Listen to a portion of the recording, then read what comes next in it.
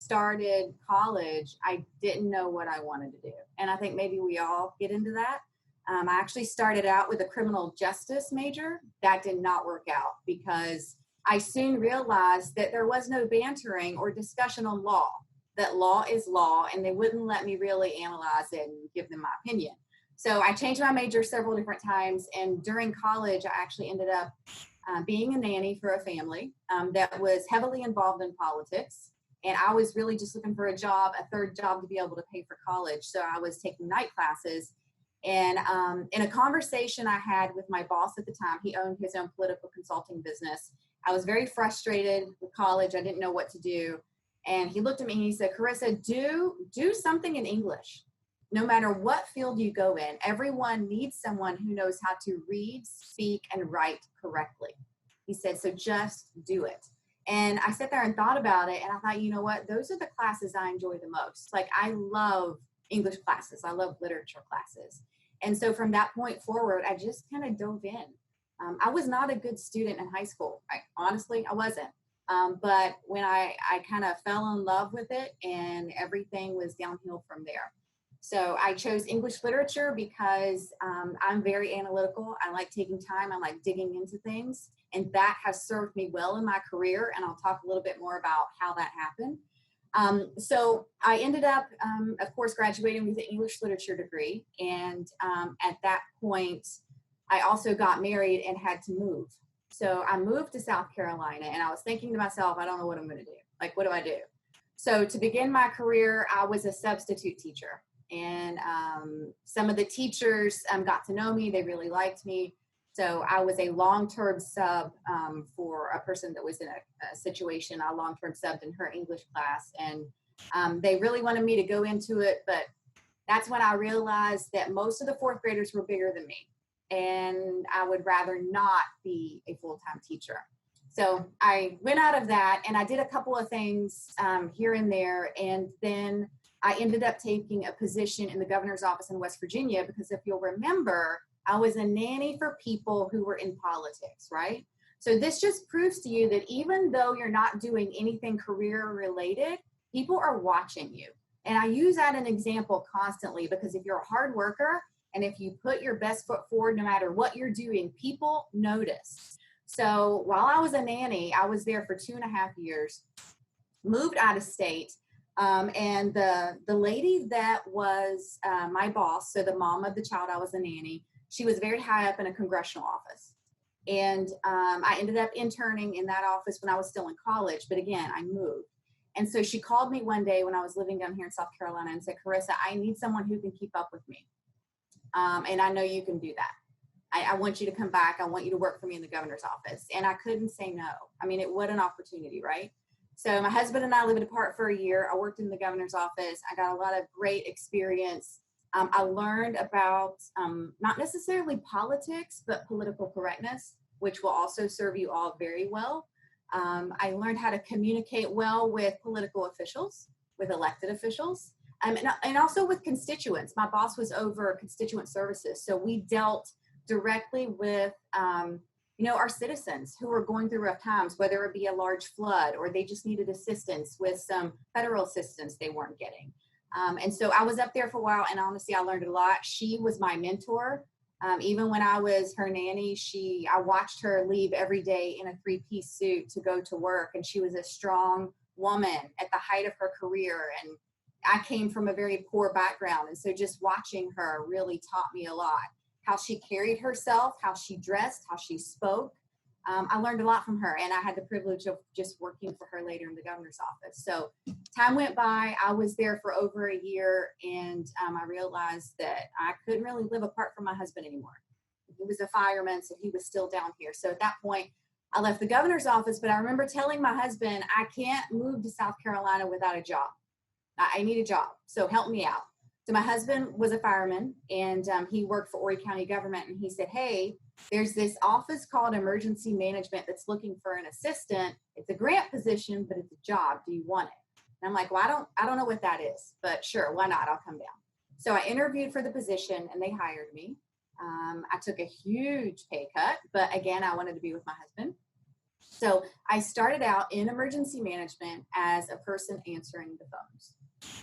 And it went from, I served in that position as just an administrative assistant for a couple years. I then fell in love with it. So emergency management just isn't about preparing for everyone's worst day, but it's also about really digging into issues. And it's about helping people. I learned that I loved people and helping people when I worked in the governor's office, to have that connection. And I'm not one of these people who are out there. I'm not a party person. Like if I go to a party, I'm the one sitting in the back. I don't want anybody, I'm good with that. But when I'm working, it's a whole different ball game. Like I'm on, this is what we're doing. And so when it was about working and people were involved, we were helping people, I was passionate about it. So going from the governor's office into emergency management, it still gave me that same satisfaction. And so I went from just administrative assistant into a natural hazards planner. And in that, the same thing that I was dealing with as an admin assistant that I figured out I was really good at, I'm still doing today. And so for those of you who have never been interested or introduced to grants before, depending on the field you go in, English majors, guys, we're very analytical and we're very good at analyzing different types of documents, whether it be a federal document or a guidance document or whatever. And so I found out very quickly I'm really good at grant writing. I'm good at grant management. Why? Because we all have great attention to detail as well. That's just something that's innate in us, right? So I found myself throughout my career, and I'm still doing it. I manage over $1 million in grants right now for the university, and those are mitigation grants. But even when I was with the county, it was just after 9/11. So after 9/11, all of a sudden, all of this money from the federal government got pushed down to local governments.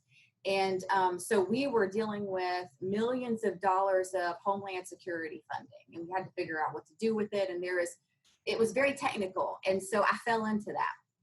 So I did a lot of grant management. But when I moved over into that natural hazards role, that's when I was introduced to writing, to plan writing. So one of the biggest things an emergency management person does, and these days you can actually specialize in that, is we write plans. If you guys ever go to coastal.edu/emergency, you will see that we have an emergency operations framework. And that is the university's plan on how we will deal with large-scale emergencies and disasters from a university perspective, how that's managed, what we're going to do. We also have a mitigation plan there that I was involved in writing. And so when I was with the county, I dug into that, and I actually wrote the first logistics plan in the entire state. And so it was something I fell in love with. I love it. I love to do the research, because when you're writing plans, especially when you work in emergency management, you work for a government agency, it has to be in compliance with state regulations and federal regulations. So how do you know you're in compliance? You got to do your research. You got to dig in. You got to find those federal codes and state codes, and you got to make sure that everything is in sync. And not only that, but you have to make sure the plan works for you. So it's not one of these things where you can look at another jurisdiction and just copy and paste. You really have to dig into it. So at that point, I fell in love with plan writing. And while I was with Horry County, I had the pleasure to basically start from scratch, because the plan that we were working from, while it worked in the past, there was a lot that happened when I was there that kind of changed the direction of emergency management. And I'm talking about 9/11. So the pre-planning, the pre-emergency manager before 9/11 and the post-emergency manager is completely different. There's a lot more requirements. There's a lot more understanding that you have to have for terrorism and man-made disasters. And so that required us to start from scratch. So I had the opportunity to basically rewrite the county's emergency operations plan. And also that caused us to reorganize the Emergency Operations Center. So part of my job is not only doing research, managing grants, and writing plans, but whenever we have a large-scale disaster, and this counts for even at the university, we open an Emergency Operations Center. And that basically just brings together subject matter experts based on function to pull together and start coordinating for a large-scale response. So we're all on the same page. So I was also responsible for guiding about 88 organizations when I worked for the county. And that could be anywhere from let me step back. So the federal government organizes emergency operations and emergency support functions. So when I say emergency support function number 4, ESF 4, that's firefighting. So in the EOC, in just ESF 4, we had representatives from Horry County Fire, Myrtle Beach Fire, all these different fire companies. And so all of these different ESFs are in the Emergency Operations Center, and they're all looking to you. So that was my responsibility. I managed the Emergency Operations Center, and as decisions were made from our elected officials, I basically brought that down to create strategies and to basically ask those people in the Emergency Operations Center to say, here are the objectives, here are the priorities from our elected officials, our administration. Now you all need to develop strategies to meet those objectives within our operational period. So it's not just being behind the desk and writing plans or doing research, but there's also a requirement to be out in front of people and lead. So it's about providing direction, it's about stepping in, and it's about translating information from a higher level, whether it be elected officials or administration, down to the boots on the ground is what we call it. So there's a lot that happens in that. So I was with Horry County Emergency Management doing everything that I just talked about for a little over 10 years. And so when I left there, I was the deputy director. I had 3 staff members working directly for me. There was a director over me. And my staff members were organized. I had a natural hazards planner. So their job was to concentrate just on natural hazards like hurricanes, tornadoes, different things like that. I had a man-made hazards planner, and that person's job was to concentrate on terrorism, hazardous materials incidents, rail car accidents, different things like that. And then I also had an exercise and training coordinator, and that person's job was to concentrate on providing training to all of those public safety entities that are in the EOC. And he was also responsible for organizing exercises. Now, when I say that, I'm talking about things that a lot of public safety entities do, and you guys have probably seen it before. So whether it be fire agencies or police departments, they have like drills where they pretend there's a shooter. And so they go and they do things. So I had a person that actually built exercises. And so those people worked for me, and all of that was under me. It was all part of the emergency management program, really. And so I was there for a little over 10 years, and then Coastal approached me and basically said that they wanted someone to build a program, that in the past they were able to respond to large-scale emergencies like hurricanes, but emergency management was just another duty assigned to somebody else. And so because of the environment that we're in, I think you all know we have a lot more disasters these days, more hurricanes, more severe weather. Unfortunately, active shooter armed aggressors are also a lot more relevant these days, especially in higher education. We're also seeing a lot more civil unrest. All of these things would be considered a large-scale emergency or disaster that an emergency management director is responsible for planning for. And so because of that, Coastal approached me, offered me this position, and I said, absolutely, yes. Why? Because it was a challenge to me. It was interesting. And the fact that I would get to build a program from scratch was exciting. At the county level, I always felt like I was jumping every time a new federal requirement would come out. And unfortunately, a lot of these were unfunded mandates. That means that FEMA, the Federal Emergency Management Agency, would come out and say, okay, so state and counties, we want you to write this plan now or to create this. And if you do that, you get this grant money. And so again, if we want the money, we have to do what they want. So unfortunately, the program really at the local level and at the state level is all about those federal and state requirements. So it was exciting to me to come to Coastal and realize there's really no federal state requirements that tells me what my program has to look like. So I was excited to be able to build a program based on what Coastal needs and not what the federal government thinks or what the state government thinks. Now, all of that to say, that doesn't mean that we're not in compliance. I am a big proponent of aligning with state and federal government. And the reason why is because of where we are today. So we have a global pandemic going on. If we didn't understand the federal government's responsibilities and the state government's responsibilities, and we were off over here somewhere, we would be lost. Because we have a coordinated effort, I'm on a state call every Wednesday with state emergency management, state emergency response team, and DHEC, talking about what we're doing as a state to be able to respond to this disaster known as the COVID pandemic. And so because we're aligning with all of that, we're brought into that fold. So even though it was exciting for me to build from scratch, I am also a big proponent for aligning with all of those things as well. So when I came to Coastal, it was just a blank slate, and I was able to build it. However, just a little caveat to that. I came to Coastal in November 2013.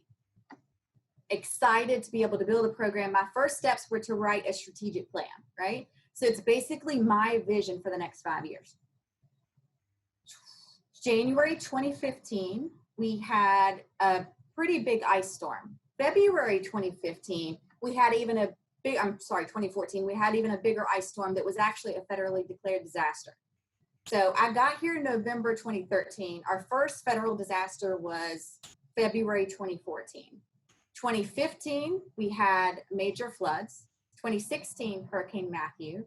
2017, I believe it was Irma. Hold on, I have this listed. 2017 Hurricane Irma, 2018 Hurricane Florence, 2019 Hurricane Dorian, 2020, we have the pandemic. So that just shows you that in my role,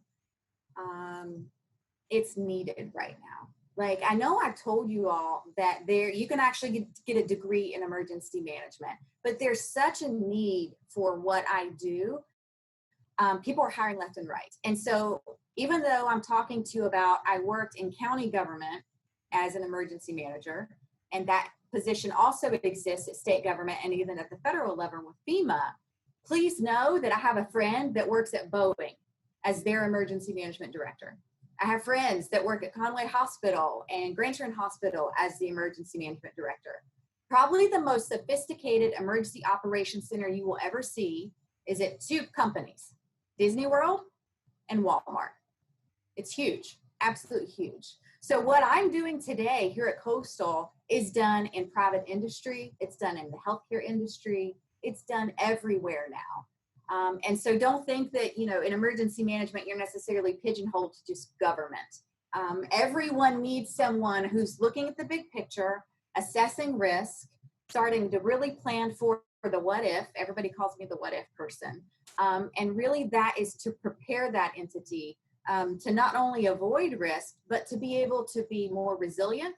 We're more resilient as an institution. Of course, businesses want to be more resilient because they're losing money if they're not, and to be able to recover more quickly.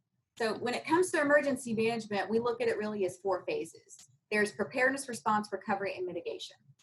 And in those, there are certain things that happen, and it's really a cycle. And unfortunately, in the last 10 or more years, instead of it being a cycle, we're on top of each other.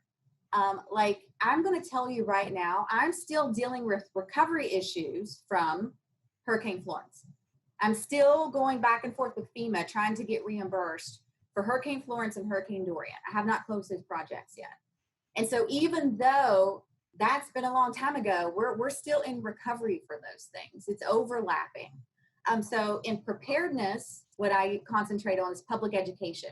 So it's really looking at public education campaigns. How can we make sure the greater community, or for Coastal, the university community, understands our risks and understands that their personal preparedness makes us more resilient as an institution. So it's all about public education. That's the time where we're also writing plans.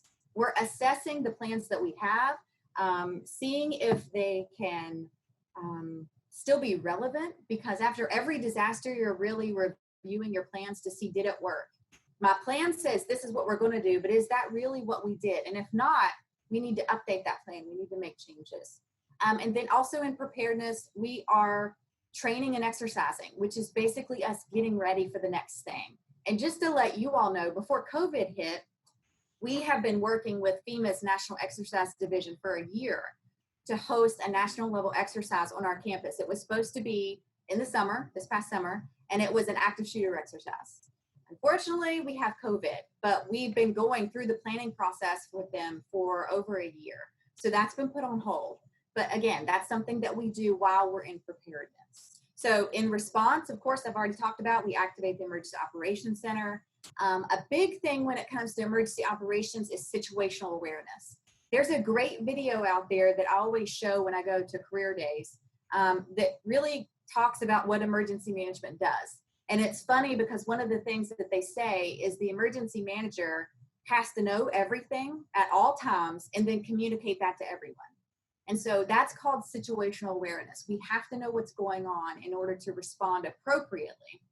And then one of the biggest things an emergency operations center does is they coordinate resources. I told you all before, I'm not a fireman, never been a fireman, never been a police officer. I wear heels to work every day. So just know that when it comes to the Emergency Operations Center, we know those responders are out there. They're the boots on the ground. They're doing their job.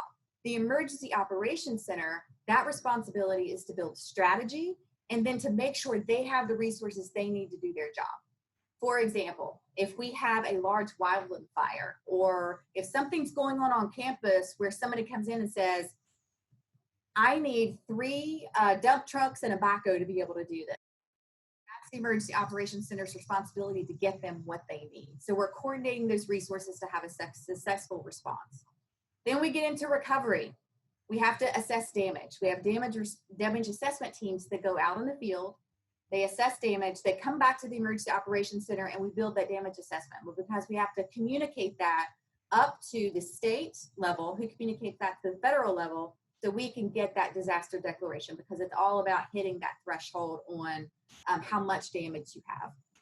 We coordinate resources, but again, recovery is all about paperwork. I already told you I'm still working on project worksheets to ask for reimbursement for coastal for our response during Hurricane Florence and also Hurricane Dorian.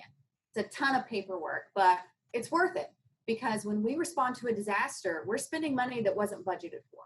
And so if we can get 75% of that back from the federal government, that's us being fiscally responsible here at the university. It's very important. And so after recovery, that's when we get into mitigation. What is mitigation? It's really doing projects that help. I'll give you an example. It helps lessen the impact of a disaster. And an example I always provide is, if you live on the ocean or if you live on a body of water, you want to mitigate your house from flooding, right? So mitigation action would be to raise your home. That's what mitigation is. And so one of the biggest things that I do right now is I write mitigation projects. Again, this is grants. And as an English major, one of the best things that I've learned that we could do, and I don't take it this way, but I use the Department of Homeland Security and FEMA's language against them.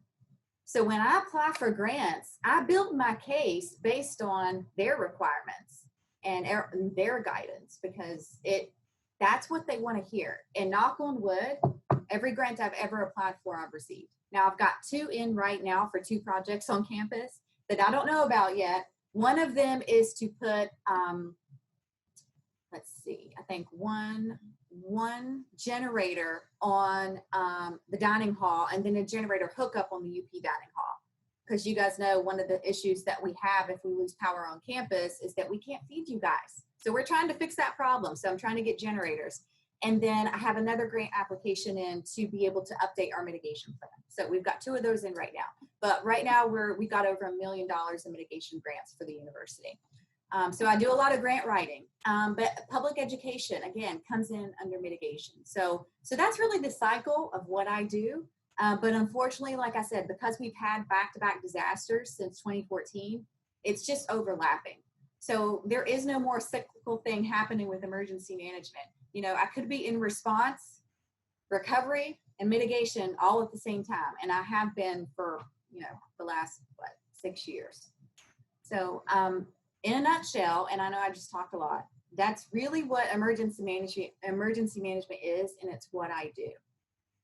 And so just know that the skills that you are learning right now in your classes, that you're really honing in on your research, on being analytical on things that you read and pulling out those things. it will serve you well if you jump into emergency management. And I know that some people will look at me and say, wow, what you're doing is really out there, because I have to talk to the media a lot. I do interviews. I'm sure you guys have seen some of the videos that we've done for COVID. It requires me to have a lot of communication. And I know some English majors, because I was friends with them in college, they're very quiet people. They don't want to be in front of anybody. They don't want to talk. And that's fine, because emergency management is so big now. You can specialize in things. So if you want to just specialize in writing plans and that's all you do, you can do that. Absolutely. So there's so many things where I think that English majors could be successful if you're interested in emergency management. You can really just hone in on that one area. And I think, honestly, everyone needs someone who knows how to analyze a document and to speak and to present things appropriately. So I'll stop talking now, but that's really my career and what I do. And I'm happy to answer any questions that you have. All right, thank you so much, Carissa. I have finally gotten my issues taken care of, I believe. So go ahead and ask your questions, or if you are more willing, you can write them in the chat and I'll try to moderate that, but I'll open it up for questions here. Yeah, go ahead, Tripti. I think you're raising your hand, I see. I am. I wasn't sure what the protocol is, and I was like, I should probably do the whole polite thing. So first, thank you so much. And yes, I totally did you a disservice in introducing you. That is, I want to say monstrous, but given what we're in right now, it's almost like tongue-in-cheek. But it is ginormous, the responsibility of, predicting and anticipating and preparing for the unpredictable. So thank you for doing that. And thank you for your readiness to share that possibility with the rest of us. The question I have is really like basic. What kind of job titles entry-level job titles can students look for? So when they're running a search for jobs, what are the kind of titles that come in the larger umbrella of emergency management services? So over the years, it's kind of changed a little bit. So sometimes you'll see emergency manager. And a lot of times when you see that title, it's more at the local level. Because here in the state of South Carolina, for instance, it's required by law that every county has an emergency manager. And that's not uncommon. There's other states that do the same thing. Now, sometimes they wear multiple hats, but they have to have an emergency manager. So when you see that, most likely it's at the local level. But there's also emergency management specialists. So I actually have two gentlemen that work in my office, and that's their title. They are a specialist. There's also emergency management coordinators, emergency management planners, and then you get into the real specifics. So at the state level, they have like an earthquake specialist or an earthquake planner, or they have the hurricane program manager.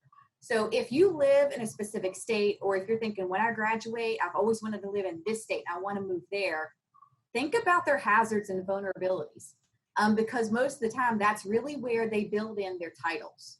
So here, we're vulnerable to hurricanes, right? The state has a hurricane program manager. They have a hurricane planner. So a lot of times those titles will be built around those vulnerabilities. But most of the time, it's really about emergency management, and then they just add on to it a coordinator, a specialist, a program manager.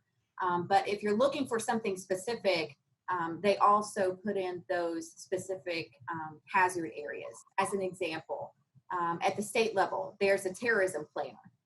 Again, that's a specific vulnerable area.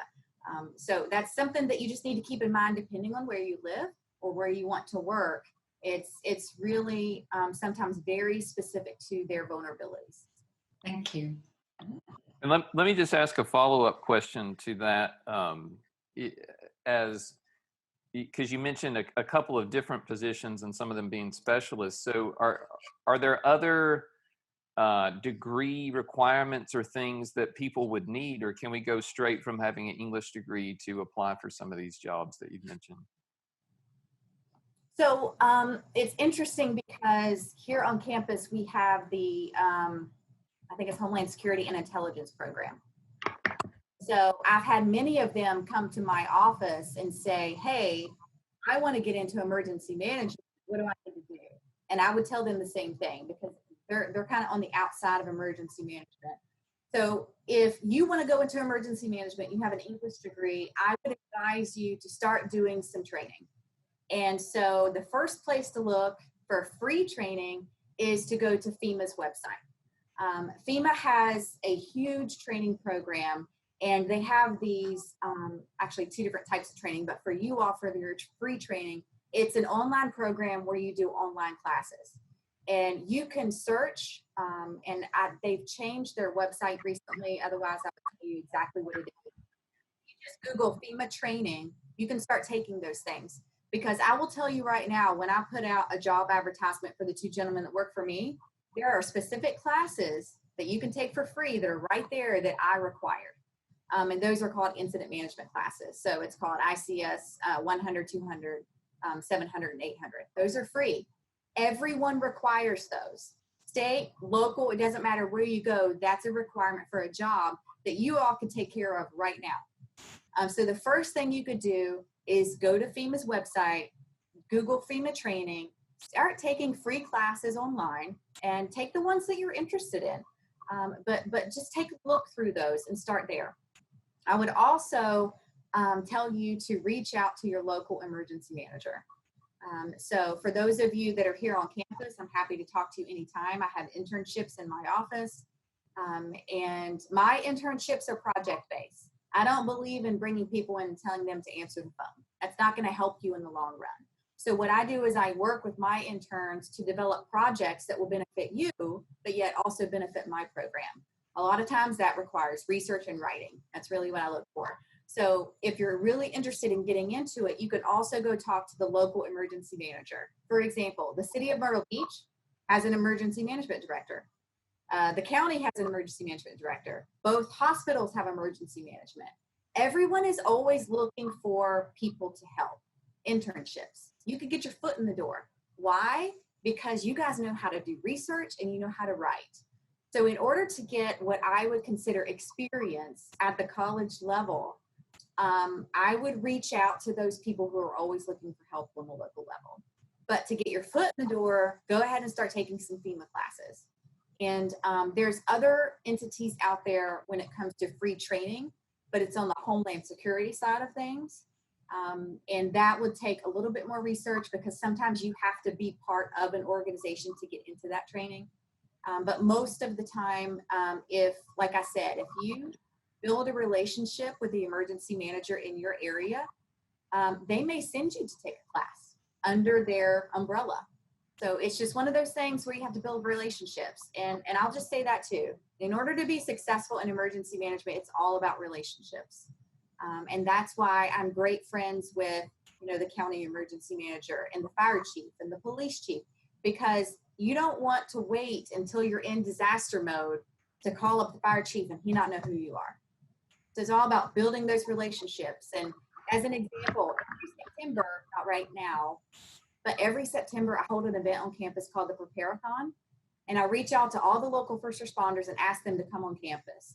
And because I have friends, it's just a phone call. So I call the guy with the Horry County Bomb Squad and I'm like, hey, can you guys come out, bring your bomb truck? Students love that. And they're like, sure. So it's really all about relationships. So as you all go out and you want to do some internships, build relationships while you're there. Ask them to introduce you to the fire chief or to the police chief. Because even though we're not the ones that will be wearing the boots and the fire and all that stuff, you need to know what they do. You need to have an understanding of that. So for those of you that are interested in having more of an understanding, volunteer. Fire departments, they take volunteers all the time. Rescue squads take volunteers all the time. But that's only for people who are interested in that. Me, I like wearing heels every day to work. So I'll stay away from that part. All right, there was a couple of questions asked here in the chat that I'll bring up. So Sage had asked, have you ever been in a situation where you've had to come up with a plan within a matter of a few weeks or days, or is the planning usually more general projects and things like that? Both. So when it comes to plans, we have the emergency operations framework, and that's really the foundation for every emergency management. That takes time, that takes research. And when I came to Coastal, because we were starting from scratch, I actually helped it build the process for how we would respond to an emergency before I could write about it. So there's certain plans where it does take deliberate research and time. And as an example, like our all hazards mitigation plan, that took a year to write because there's a lot of technical research behind it when you're looking at spatially defined hazards and flood zones and different things like that. However, welcome to COVID, right? A pandemic hits. It doesn't fit in our pandemic plan. Everyone's pandemic plan from the state to the local level and ours at the university was built off of the World Health Organization levels, okay? With COVID, the World Health Organization decided really not to step into that. So it threw everyone off, which meant our plan did not work. We were off plan. We were just rolling with the punches at that point. Take a step in about a month later, we're on campus. The governor requires us to close campus, but we have students that can't leave. So we have students on campus when the community spread starts. We have 2 students that think they might have COVID. We have the EOC activated. We had to come up with a quarantine and isolation plan within days. And it was a group effort. We pulled together members of the EOC. We basically sat in a circle and we just went right through it. So I think there's both that happens. You know, we have those plans where we have time to really work it out and do research, but there will be times where you'll be put in a situation where maybe the plan that you have written doesn't work or doesn't fit, and it causes you to have to just roll with the punches and start from scratch and put a plan together. And just to let you all know, so we wrote the quarantine and isolation plan in March. We've had to continue to revise it. So the one thing you should know about emergency management and our plans, they are living, breathing documents. Because every time we have a disaster or every time we have an exercise, we do what's called an after action review. We're basically looking to see, is this how we did it? Did it work? Did it not work? And then we have to refine that and go back and revise the plan. So our quarantine and isolation plan that's still in place here on campus, because you all know we have students in quarantine and isolation, it's been revised on a regular basis since March. So to answer that question, yes, and both. Excellent. So I'm going to combine 2 questions here. We have a question from Riley and a question from Chrissy that I think are interrelated. So I'll ask them both together. So the question was, are there certifications in this field? So I guess like degree programs and something like that. And then Chrissy's question was, have you ever felt the need to further your education in the emergency management field since your degree was in English? So I asked both of those questions, really. So public safety entities like fire and police, it's pretty normal that as time changes and they change their response, they have to be trained on that new response, right? The same thing with emergency management. We have to keep up with that as well. So unlike a lot of professions out there, the training requirement is constant. I mean, we have to learn new things all the time. And so I have a book of certifications out there because that's really what required. And the federal government supports that. So they have what's called the Emergency Management Institute. It's located in Emmitsburg, Maryland. It was an old women's college that the federal government bought and turned into this. And we share a campus with the National Firefighter Academy as well. And so at that, they have this whole program where it teaches and updates emergency management on things. And you get a certification. So unlike other entities, like if I take a class, it is a certification. It is a certificate. It's not just a congratulations, you've completed it. So as an example, I wanted to be a certified trainer to teach FEMA classes, and I am, but I had to take that class. So when I took those incident command classes, I got my instructor certification. So there's so many levels of training and of certifications in emergency management because it's needed. Our field is evolving as things happen. We're going through a pandemic now. There will probably be a new class at the Emergency Management Institute all about quarantine and isolation and dealing with a pandemic and writing a pandemic plan. And it's something that honestly we expect in the emergency management field. So for those of you out there that are interested in taking classes, again, start online with the FEMA online classes. And then when you do get your foot in the door, you'll also be able to go to the Emergency Management Institute. FEMA also found that they needed to provide a higher level of training. And so I was actually involved before I left the county in the initial cohort for what they called their advanced academy. And you had to like meet a certain, you had to, be in the field for 10 years, you had to be in a leadership level. And so it's very similar to a master level program, but it's shorter. So it takes 2 years. Well, now it takes a year to get through it. When they started, it took 2 years. I had to write like a 14-page paper. I was with a cohort. I had to go up to Maryland 4 times a year. So I'm telling you all this because their training extends from taking a class online to being in a core cohort in a 2-year program. So there's so many levels of it. And again, it's because our field is evolving so quickly. And as far as me advancing my career, yes. I will tell you this, I have 2 kids. I have 2 teenagers at home. I have a 16-year-old and a 14-year-old. And so I have found that in emergency management, for me personally, I've been so busy. Yes, I have my undergraduate degree, but I've always wanted to get my master's. And so I've just never had the opportunity. I'm a mom, I have a husband. It's difficult for women, but we make it happen, right? We just go and do. So I actually started a master's program in emergency management last year. It's an online program. I'm taking a break from that right now because I'm usually here at work and between 8 and 10 every night. So I just can't do it right now. And the good thing is I'm in an emergency management program and they understand because that's really what we do. And so my program is on pause right now. But to answer your question, yes. Right, excellent. And we're right at 6 o'clock. So I'll let this be the last question. So we had a question from Maddie saying with being in emergency management, does your job require making a plan for each department?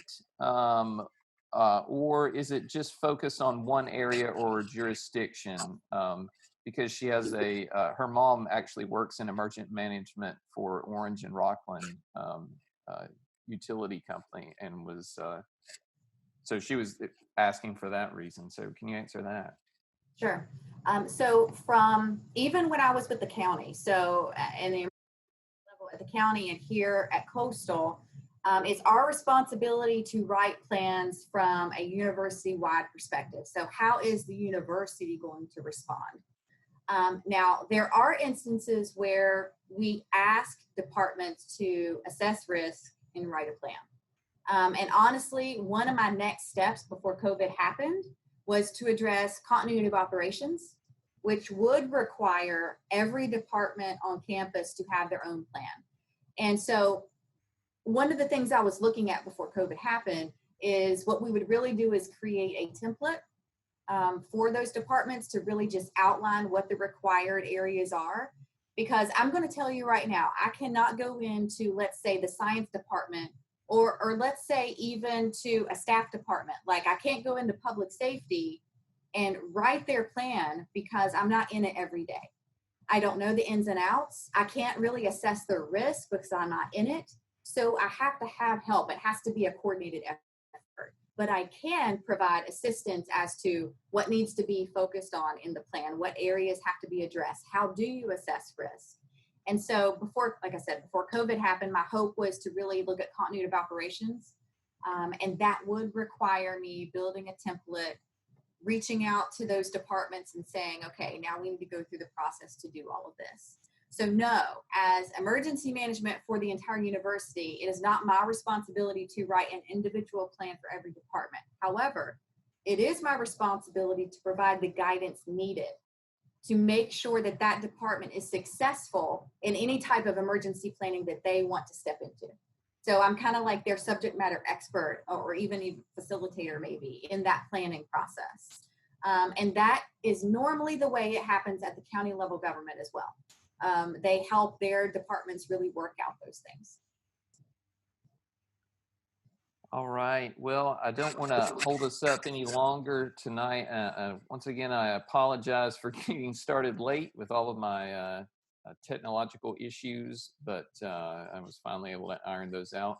I want to thank Carissa again for taking time out of her clearly extremely busy schedule dealing with crisis ongoing to speak with us.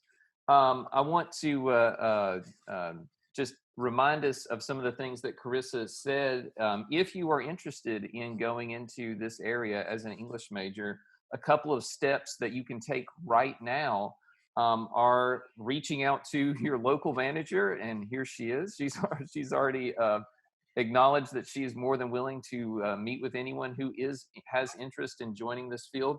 Plus, she has internships. I can't push internships enough in our department. This is the best way that I think all of our English majors should be doing an internship in something to get something to write on your CV, some experience before you even get out there. And it's a great way to learn who the people are that you need to be getting jobs from. So to meet those people. Also she mentioned doing FEMA online training, which is free. So if you've got interest in this, feel free to reach out to Carissa. Since she's here on Coastal, we can easily find her email address, or you can reach out to me and I will gladly help y'all get in touch with each other. I do want to finally put a plug in for our next English Future Speaker Series, which will be October the 29th, also on a Thursday, also at 5 p.m., also on Zoom. And at that English Future Speaker Series, we're actually going to have a wonderful panel of, I think they're all local. They may not all be local. K through 12 educators, people who are in the field of teaching specifically at the K through 12 level, because I know we have a lot of English majors that are very interested in doing that. Yes, Tripti, go ahead. Sorry, I think you mean December, right? Not October? December is the K through 12. Yes. I was like, oh my gosh, I have to leave right now to get that figured out. No, flustered for we have another one in October. But yeah, so what I said is true, except for the date. The date of the one that I just was mentioning, I jumped the gun. That one is the December one. That will be December 3rd. So come and hear about K through 12 education. I misspoke. The next one, I promise, which is still October the 29th, still on Zoom, still at 5. That one is about, we're going to have a panel on graduate studies. So for those of you who are interested in going on to graduate studies, really in anything, but we'll be speaking specifically about English graduate studies, so masters and MFAs and PhD programs. We will have a panel discussing that. So thank you for that clarification, Tripti, so that I don't have a bunch of people showing up expecting one thing. But thanks again to our speaker, and just wish all of y'all a good night. Thanks for coming out and bearing with me through my technical difficulties, and hopefully we will see you at the next one. Thank you guys for hosting. Right, thank you, Carissa. Thank you, Daniel. Thank you, everyone. That was wonderful. I'm so impressed. Thank you, Carissa. Thank you. Thank you for having me. It was great.